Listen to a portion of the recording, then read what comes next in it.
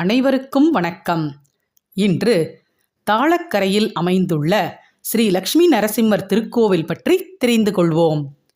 திருப்பூர் மாவட்டம் அவிநாசிக்கு அருகே தாளக்கரையில் இயற்கை எழில் கொஞ்சும் சூழலில் அமைந்துள்ளது ஸ்ரீ லக்ஷ்மி நரசிம்மர் திருக்கோவில்.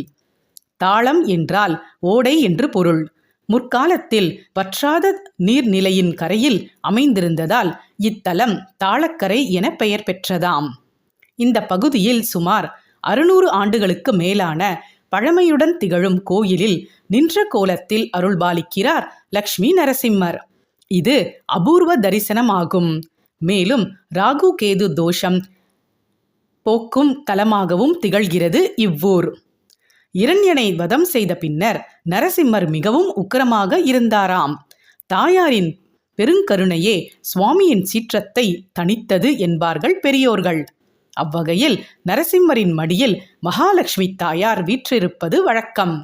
ஆனால் தாளக்கரை திருத்தலத்தில் பகவானின் இடதுபுறம் தனியே நின்ற கோலத்தில் காட்சி அளிக்கிறார் அன்னை மகாலட்சுமி. இங்கனம் நரசிம்மரும் மகாலட்சுமியும் நின்ற கோலத்தில் அருள்வது வேறெங்கும் காண்பதற்கரிய தரிசனம் என்கிறார்கள்.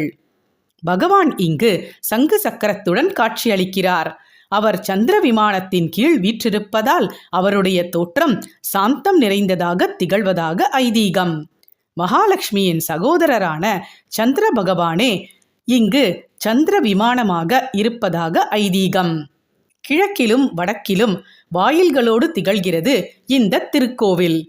உள்ளே நுழைந்ததும் வலது புறம் தெப்பக்குளம் அமைந்துள்ளது. அருகிலேயே பக்தர்கள் பிரார்த்தனைகளுடன் விளக்கேற்றும் இடம் அமைந்துள்ளது.